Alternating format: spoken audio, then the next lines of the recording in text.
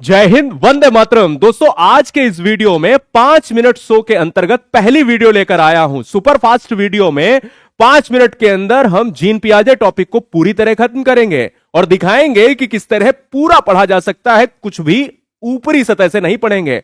आइए, जीन पियाजे जो सबसे ज्यादा वर्निंग टॉपिक है दोस्तों, और कवर करने में दिक्कत होती है। इसी तरह पूरे यूट्यूब के इतिहास में सारे सब्जेक्ट को इसी तरह कवर कराऊंगा दोस्तों। पहली बार है तो सब्सक्राइब कर लेना गुरुजी वर्ड।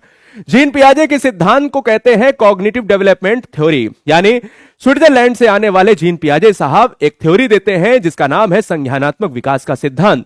यानी जीन पियाजे का सिद्धांत, जिसे संज्ञानात्मक विकास का सिद्धांत, थ्योरी ऑफ कॉग्निटिव डेवलपमेंट कहा जाता है। ये कहते हैं कि जो बच्चा होता है वो नन्हा वैज्ञानिक होता है, दुनिया में अपने हिसाब से हेर फेर कर सकता है।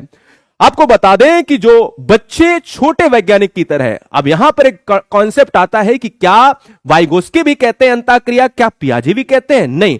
देखो, ये कहते हैं कि बच्चे छोटे वैज्ञानिकों की तरह अपने आसपास की दुनिया से अंतःक्रिया करते हैं, लेकिन इसमें वातावरण की भूमिका अहम होती है। ठीक है ना? इसे सोशल इंटरेक्शन नहीं समझिएगा, अपनी सोच और समझ का सक्रिय रूप से निर्माण करते हैं। चूंकि बच्चा, दोबारा रिपीट कर रहा हूं, नन्हा वैज्ञानिक है। हम स्टेजेस को पढ़ने लगते हैं, हम उनकी अवस्थाओं को पढ़ने लगते हैं, लेकिन एग्जाम में सबसे ज्यादा कुछ चीजें पूछी जाती हैं जो जरूरी हैं।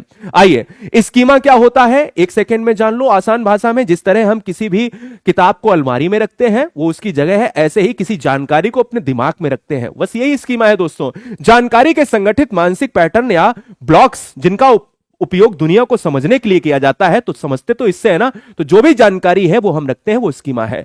आत्मसातीकरण क्या है? सिमुलेशन, यानी नई चीजों में कुछ ऐसा ऐड कर देना, पुरानी चीजों में कुछ नया ऐड कर देना, यानी नई जानकारी को मौजूदा स्कीमा में फिट करना। यानी पुरानी चीजों में अगर हम कुछ नया शामिल कर लें, वही स्कीमा है, वही एसिमुलेशन है, वही आत्मसातीकरण है। समायोजन क्या है? मौजूदा स्कीमा को नई जानकारी के अनुसार बदल देना। यानी अगर हम अपनी चीजों को समायोजित कर लें, यानी चीजों को अगर हम बदल दें।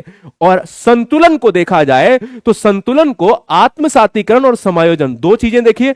संतुलन किसे कहते हैं? आत्मसातीकरण और समायोजन के माध्यम से संज्ञानात्मक स्थिरता प्राप्त करना, उसके बीच जो अन्योन क्रिया है दोस्तों। ठीक है ना? अब आते हैं संज्ञानात्मक विकास में पियाजे ने कितनी अवस्था दी? 4 अवस्थाएं दी हैं। पहली अवस्था है संवेदीगामक अवस्था, जो जन्म से 2 साल की अवस्था है। पूर्व संक्रियात्मक अवस्था है, ये दूसरी अवस्था है, 2 से 7 साल की अवस्था है। मूर्त संक्रियात्मक अवस्था है, ये तीसरी है, ये 7 से 11 साल की अवस्था है। और चौथी है औपचारिक या अमूर्त संक्रियात्मक अवस्था, फॉर्मल ऑपरेशनल स्टेज, 11 साल से ऊपर की अवस्था है। आइए एक एक अवस्था को जान लेते हैं एक सेकंड में।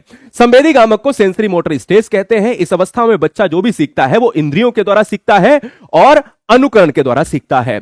यानी जो भी अगर सीखेगा वो दूसरों को देखकर सीखेगा, चूंकि बच्चा छोटा है, जिसकी उम्र है जन्म से 2 साल की है। इंद्रियों और क्रियाओं यानी हाथ पैर के माध्यम से बच्चा सीखता है और वस्तु स्थायित्व का विकास हो जाता है। दूसरी अवस्था है आपकी पूर्व संक्रियात्मक अवस्था है, जिसकी स्टेज है आपकी क्या है? 2 से 7 साल की अवस्था है ये। यानी 2 से 7 साल की अवस्था को हम कहते हैं पूर्व संक्रियात्मक अवस्था। इसमें बच्चों का जो विकास होता है वो होता है प्रतीकों के माध्यम से होता है। इसमें बच्चा प्रतीकात्मक खेल खेलता है, प्रतीकात्मक सोच पाई जाती है। तो हम ये कहते हैं कि भाई वो पूर्व संक्रियात्मक अवस्था है। अब इस अवस्था की अगर हम बात करें तो प्रतीकात्मक सोच यानी भाषा का जो विकास होता है, लेकिन तार्किक सोच की कमी होती है। तो अभी बच्चे में तर्क नहीं, यानी तर्क करने की क्षमता नहीं होती है, लेकिन बच्चा जो है अब प्रतीकों को समझने लगा है। जैसे अगर हम बात करें दोस्तों कि एक क्वेश्चन आता है कि निर्जीव का भाव सजीवता में, यानी अगर कोई गुड़िया को आप देखते हो कि गुड़िया से खेलता है, उसको जो है साड़ी पहनाता है, उसको कपड़े पहनाता है, तो आप ये कहते हो कि निर्जीव में सजीवता का भाव दोस्तों पूर्व संक्रियात्मक अवस्था में पाया जाता है। ऐसे ही चौथी अवस्था है तीसरी अवस्था है मूर्त संक्रियात्मक अवस्था। ये 3rd स्टेज है और इस 3rd स्टेज में कहा जाता है, यानी कॉन्क्रीट ऑपरेशनल स्टेज में, ये 7 से 11 वर्ष की अवस्था है। इसमें जो भी बच्चा चिंतन करता है वो मूर्त चिंतन करता है। संरक्षण का ज्ञान इसी में होता है, आरोही अवरोही का ज्ञान, बच्चा कैलेंडर देखने लगता है, बच्चा दिनांक देखने लगता है, मापतौल का ज्ञान हो जाता है। मूर्त वस्तुओं और घटनाओं के बारे में तार्किक रूप से सोचना, वर्गीकरण करना, क्लासिफिकेशन और जो आपका क्रमबद्धता का ज्ञान होता है। 7 से 11 साल की अवस्था होती है, तीसरी अवस्था है। चौथी अवस्था को कहते हैं अंतिम स्टेज है ये अमूर्त संक्रियात्मक अवस्था है, इसे औपचारिक संक्रियात्मक अवस्था भी कहते हैं।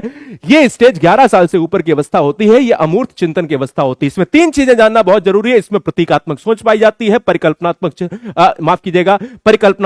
चिंतन पाया जाता है, इसमें आपका निगमनात्मक चिंतन पाया जाता है और अमूर्त चिंतन। तीन चीजें समझिएगा फिर से, अमूर्त चिंतन, परिकल्पनात्मक चिंतन और निगमनात्मक चिंतन। ये तीन चीजें हैं और बच्चा प्रॉब्लम को खुद से सॉल्व कर लेता है। तो बताइए दोस्तों, आज का ये सिद्धांत कैसा लगा? अच्छा लगा है तो शेयर कर देना, इससे ज्यादा कुछ नहीं होता।